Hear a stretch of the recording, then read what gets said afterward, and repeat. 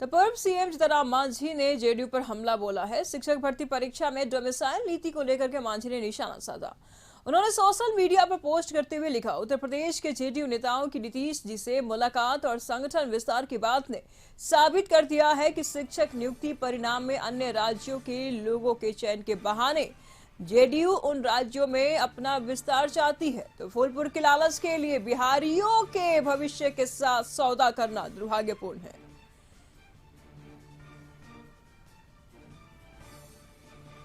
तो पूर्व सीएम जीतनराम मांझी की ट्वीट आप देख पा रहे हैं सोशल मीडिया पर। इन्होंने ट्वीट किया है तो शिक्षक भर्ती परीक्षा में डोमिसाइल नीति को लेकर के मांझी ने निशाना साधा है जेडीयू पर। तमाम जानकारी के लिए संपादक अशोक मिश्र जी इस वक्त हमारे साथ बने हुए हैं। अशोक जी, जीतनराम मांझी जी की तस्वीरें हम दिखा रहे हैं, उनके ट्वीट की तस्वीरें दर्शकों को दिखा रहे हैं जिस पर उन्होंने जेडीयू के ऊपर निशाना साधा है। बोल रहे हैं कि जेडीयू यूपी में अपना जड़ मजबूत करना चाहती है और इसीलिए बिहार वासियों को ठग रही है और बाहर वासियों को नौकरी दे रही है। क्या कुछ कहेंगे आप इनके बयान पे?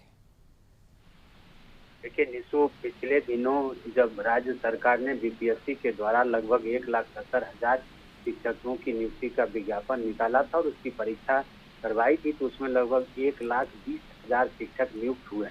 इस नियुक्ति प्रक्रिया पर ही सवाल उठाते हुए हम के मुख्य संरक्षक और पूर्व मुख्यमंत्री जीतनराम मांझी ने लगातार राज्य सरकार पर हमला किया है और कहा है कि बीपीएससी ने जो परीक्षा ली है उस परीक्षा में कहीं न कहीं गड़बड़ी हुई है। पिछले 2 दिन पहले ही मुख्यमंत्री से उत्तर प्रदेश के जदयू नेताओं ने मुलाकात की थी और उस मुलाकात के दौरान उन जदयू नेताओं ने मुख्यमंत्री से उत्तर प्रदेश के फूलपुर लोकसभा चुनाव क्षेत्र से चुनाव लड़ने का आग्रह किया था। जदयू नेताओं का मानना है कि वहां पे नीतीश कुमार की लोकप्रियता बढ़ी है और फूलपुर लोकसभा चुनाव जदयू के लिए काफी महत्वपूर्ण हो सकती है।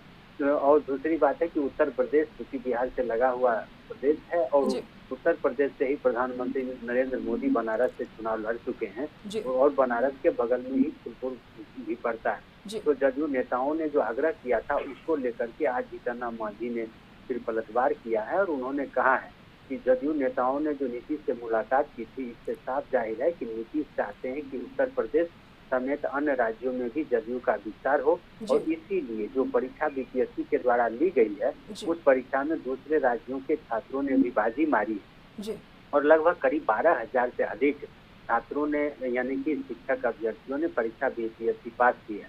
तो जीतनराम मांझी ने सीधा निशाना साधा है कि इससे बिहार के छात्रों का जो हित है वह मारा गया है और कहीं न कहीं नीतीश राष्ट्रीय नेता बनने की फिराक में उन्होंने इस तरह के कदम उठाए।